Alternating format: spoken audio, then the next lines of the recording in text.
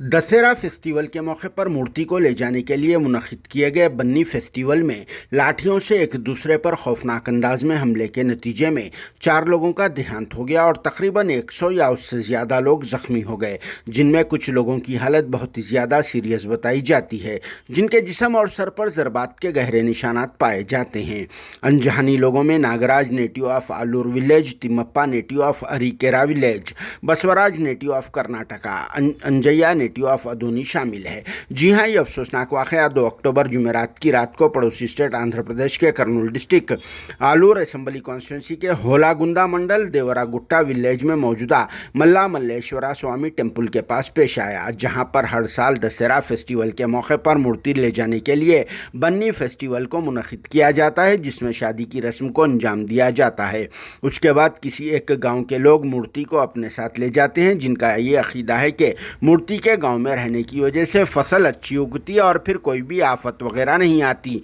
इसीलिए मूर्ति को ले जाने के लिए 5 गांव वाले एक तरफ और 3 गांव वाले एक तरफ होकर मूर्ति को अपने साथ ले जाने के लिए लाठियों से लड़ाई करते हैं। इन लाठियों को तेज धार वाले ब्लेड्स वगैरह भी बांध दिया करते हैं।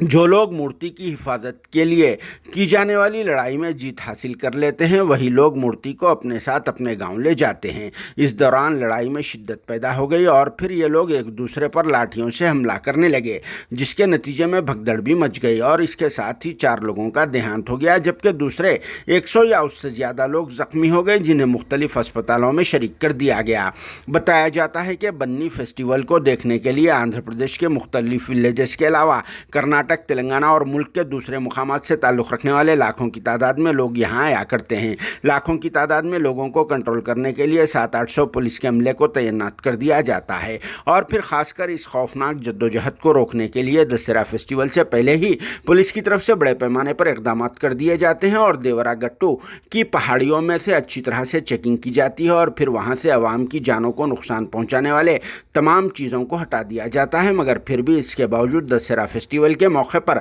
भारी तादाद में लाठियां वगैरह मौजूद रहते हैं और फिर हुकूमत की तरफ से इस तरह की खूनरेज लड़ाई के लिए परमिशन भी नहीं दिया जाता है। मगर फिर भी लोग अकीदे की बुनियाद पर इस फेस्टिवल को मनाते हैं और यह फेस्टिवल कई सालों से चलता हुआ आ रहा है, जो बिल्कुलिया तौर पर जानलेवा साबित हो रहा है। आज से 4-5 साल पहले भी इसी तरह से कुछ लोगों का देहांत हो गया था, जिसके बाद अब फिर से एक बार इस साल 4 लोगों की जान चली गई, जो बहुत ही दुख की बात है। तो चलिए इस मौके पर पेश है यहाँ के कुछ मनाजिर। Bureau report, RS news, Hyderabad.